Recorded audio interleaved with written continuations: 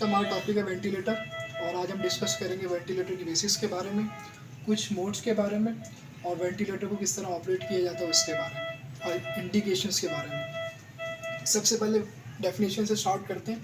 A ventilator is a machine to specially design to mechanically move breathable air into और out from the lungs. Ventilator basically एक machine है जो कि specially design की गई है मैकेनिकली मूव, जो आपकी ब्रीथेबल एयर होती है उसको लंग्स से इन करने में और आउट करने में हेल्प करती है। To provide a mechanism of breathing the patient who is physically not able to breathe sufficiently. अच्छा, इसका मैकेनिज्म क्या है? ये एक मैकेनिज्म प्रोवाइड करता है ऐसे मरीज़ों को जो खुद से सांस नहीं ले सकते, ठीक है, या सांस लेने में उनको दुश्वारी होती है, दिक्कत होती है, ठीक है। अच्छा, अब इंडिकेशंस की बात कर लेते हैं। वेंटिलेटर की इंडिकेशंस क्या है बेसिकली? ऐसे कौन कौन से मरीज़ जिनको हम वेंटिलेटर की सपोर्ट देते हैं? सबसे पहले नंबर पे हम रखते हैं ऐसे मरीज़ जिनका जीसीएस लेवल, जैसे कॉन्शियस लेवल होता है हमारा, वो अगर आपका लेस देन 8 है, 7 पे है, तो ऐसे मरीज़ भी जो है वो रिकमेंड करते हैं वेंटिलेटर सपोर्ट के लिए, ठीक है।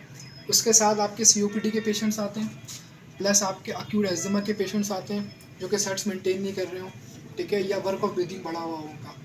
उसके अलावा बेबीज़ के अंदर, न्यू बेबीज़ के अंदर जो है आरडीएस के पेशेंट्स होते हैं, प्री मेच्योर बेबीज़ होते हैं, बर्थ एस्फिक्सिया वाले होते हैं, मेकॉनिम एस्पिरेशन सिंड्रोम वाले होते हैं, स्ट्रेन 3 लैकर वाले या 4 लैकर वाले, ठीक है, मोशन। अच्छा, उसके साथ साथ एक सबसे जो मेन इंडिकेशन होती है वेंटिलेटर की, जिससे जो लोगों को नहीं पता, जिसके बारे में लोगों को अवेयरनेस नहीं है, क्योंकि लोगों का कॉन्सेप्ट ये है कि जब किसी की सांस नहीं आ रही होती तभी जो है मशीन के मरीज़ को जो है वो सांस की मशीन पर डाला जाता है।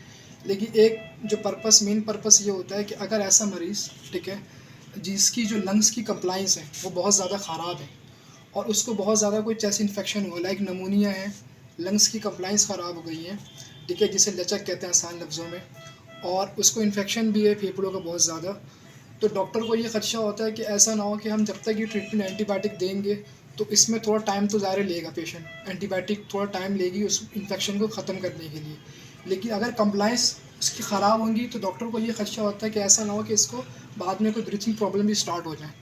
तो उस सूरत में ये इंडिकेशन होती है, जिसको आप प्राइमरी इंडिकेशन कह सकते हो। इंडिकेशन ये होती है कि आप ऐसे मरीज़ को जो है वो सांस की मशीन पे डाल सकते हैं। उसकी वजह ये होती है कि आपने क्या करना होता है, आपने जो लंग्स की कंप्लाइंस होती है उसको रीस्टोर करना होता है, सेव करना होता है। जब तक एंटीबायोटिक का ट्रीटमेंट चल रहा होता है तब तक आप उसकी लंग्स को बचा लेते हो।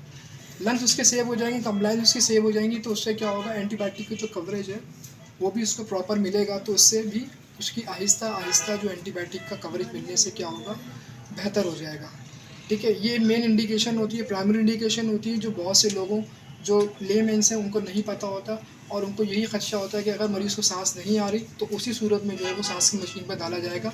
इसके अलावा या सांस में दुश्वारी हो रही हो तो, ठीक है। अच्छा, इंडिकेशंस मैंने आपको ये